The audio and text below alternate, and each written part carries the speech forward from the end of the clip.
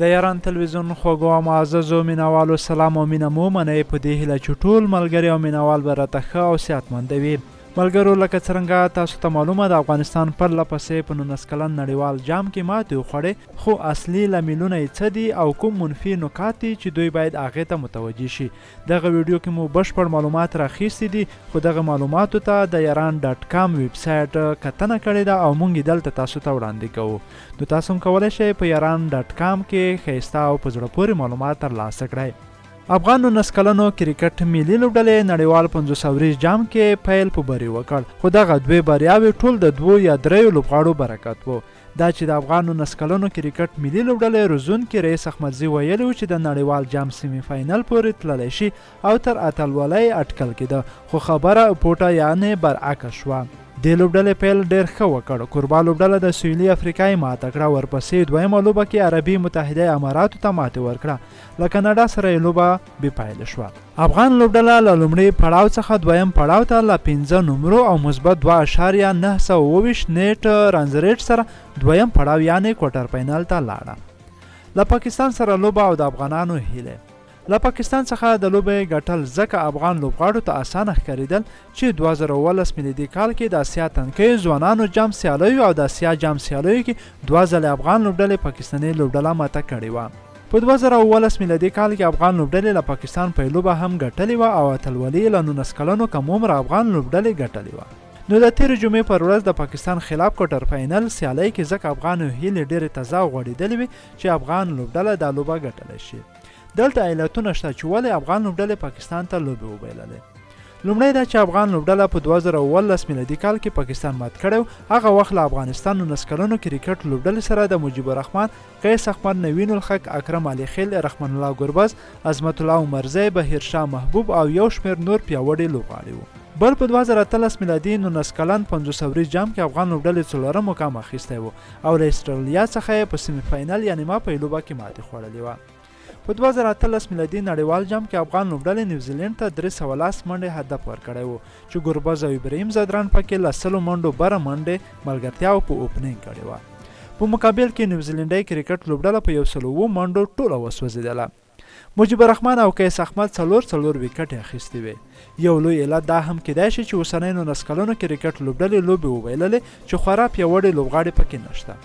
دویم علت، اوسني لوبغاړي ټول نوي دي، یوازې ابراهیم زدران پکې پخوانی لوبغاړی و چې هغه هم نړیوال جام کې ډېر ښه روان و. اوسني لوبغاړي ټول نوي دي او له چټکو ویشتنځایونو اشنا نه وو. همدا علت و چې ښه ونه ځلېدل او توپ وهنه یې تر ډېره بریالی نه وه. دریم علت، کمزورې ډګر ساتنه. ډګر ساتنه د لوبې مهم اړخ دی. افغان لوبډلې د پاکستان خلاف ډېره کمزورې ډګر ساتنه وکړه. د پاکستان پر وړاندې لوبه کې عابد محمدي د پاکستان اوپنر توپ وهونکي هریرا کیچ په 8 منډو وغورځاوه او هریرا ته یې چانس ورکړ. کله چې یو توپ وهونکي ته چانس ورکړل شي، هغه لوبغاړی بیا د لوبې اړخ بدلوي او 80% د لوبې واګ په لاس کې اخلي. په تیرو کې دا تجربه شوې ده چې 2014 میلادي اسیا جام کې پاکستاني ملي لوبډله پوره ایساره وه، خو سمیع الله شینواري له لاسونو د عمر اکمل اسانه کیچ وغورځېد او بالاخره هغه د 103 منډو په مرسته پاکستاني لوبډله بري ته ورسوله. په 2019 میلادي نړیوال 500 ورځ جام کې د انګلیستاني مورګن کیچ په کمو منډو ډراپ کړل شو چې هغه 18 شپږیزې وهلې او په افغانستان باندې ریکارډ جوړ کړ. هریرا ته د عابد محمدي لخوا کیچ ډراپ کړل شو او 4 شپېته چټکې منډې وکړې. همدغه منډو پاکستان سره مرسته وکړه چې هغه لوبډله د پاکستان خلاف په 6 ویکټو بریالی شوه. په وروستیو کې محمد هریرا د لوبې غوره لوبغاړی هم اعلان شو. پاکستان او هند د فبروري په 4مه نیټه د سه شنبې پر ورځ له هند سره سیمي فاینل کې مخ دی. څلورم علت دا دی چې ټوله لوبډله کې 4 لوبغاړي ډېر ښه وو. ابراهیم زدران، شفیق الله غفاري، نور احمد او عبدالرحمن د هغه لوبغاړي وو چې مثبته لوبه یې سلنه زیاته وه. دلته ختیځ کې د کرکټ ځینې ماهرین او مبصرین په دې اند دي چې افغان لوبډله کې زیاتره لوبغاړي په واسطه راغلي دي او اصلا تخنیکي لوبغاړي نه وو.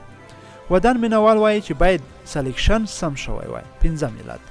پنځم علت دا دی چې افغان لوبډله کامیابه فیسټ بالر نه درلود او دا سبب شو چې افغان د فاست بالرانو له نشتون ستونزې سره مخ شي.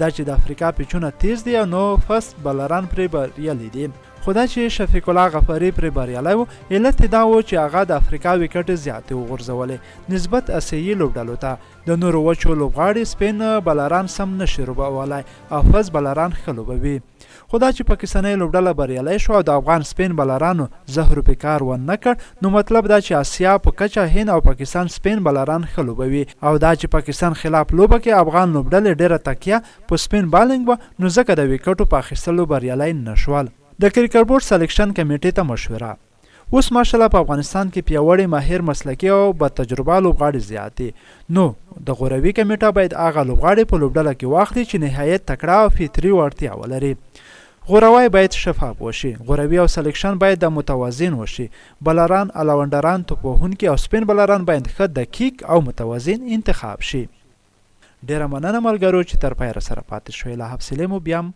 زیاته مننه